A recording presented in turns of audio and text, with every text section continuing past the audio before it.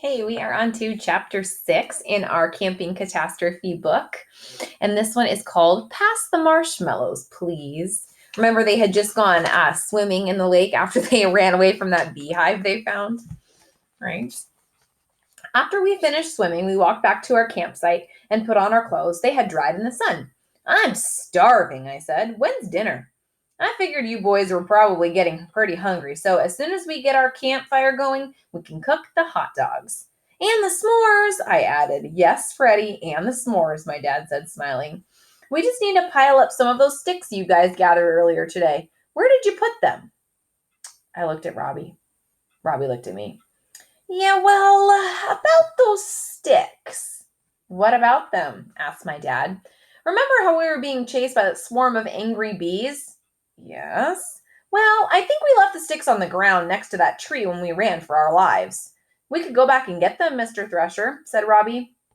That's a great idea. You guys go ahead. I'll stay here and try to get the food organized. Are you crazy? I'm not going anywhere near that hive. Don't worry, Freddie, Robbie said. Those bees aren't there anymore. They flew off somewhere else to build another hive. Are you sure? What did I tell you earlier? Yeah, I know, I said, patting Robbie on the back. When it comes to animals, you're the boss. All right, let's go. We started to walk off. We'll be back in a few minutes, Dad, I called.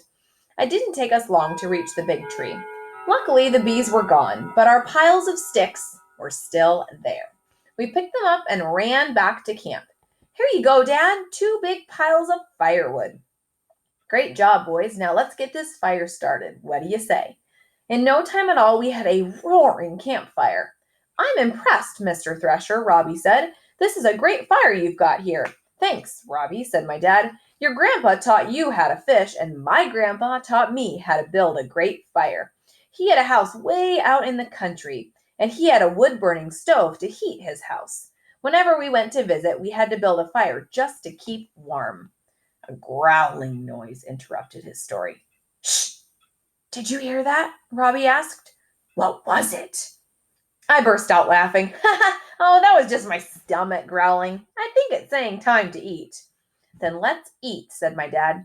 Here's a hot dog for each of you. Just put it on the end of one of these long sticks and hold it over the fire until the skin cracks just a little bit and it gets hot and juicy. You mean I get to cook it myself? I said excitedly. Of course. That's the best part of camping, cooking over the campfire. Just don't get too close to the fire. Soon the hot dogs were done. Just let them cool a few minutes and then you can eat them right off the stick, my dad said. Really? I wish we could eat like this all the time, I said, blowing on my hot dog to cool it off. Yeah, said Robbie. Who needs silverware? I took a bite out of my hot dog. Yummy, I said, rubbing my stomach. I think this is the best hot dog I ever ate. Me too, said Robbie, shoving a huge piece into his mouth. Have you ever eaten hot dogs after you cooked them over a fire? That's my favorite way to cook them. They're delicious. We gobbled up the hot dogs as if we hadn't eaten in days. Time for dessert, I yelled, and I jumped up and grabbed the bag of marshmallows.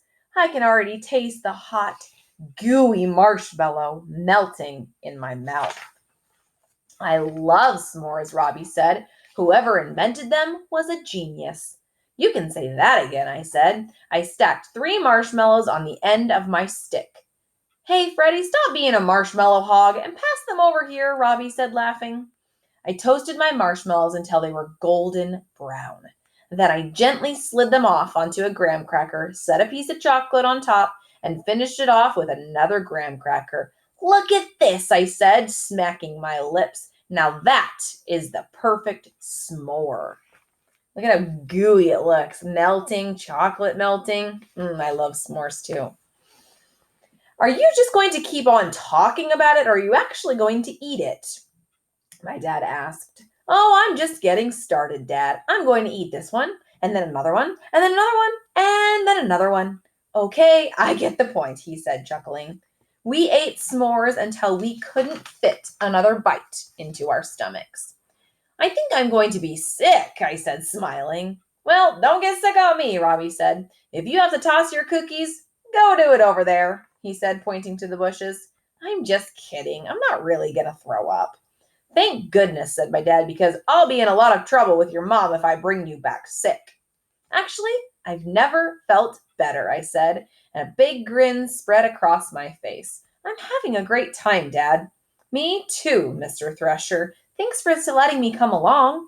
My pleasure, Robbie. I'm having a great time too. What do you say we clean up this mess, set up our sleeping bags, and tell some ghost stories? Great idea, said Robbie. I have some stories that will really scare the pants off you. Do you think Freddy's going to like that? Remember, he said he doesn't like ghost stories. He's also afraid of the dark. Guess we'll find out next time. Chapter 7. Shh. What's that? Bye.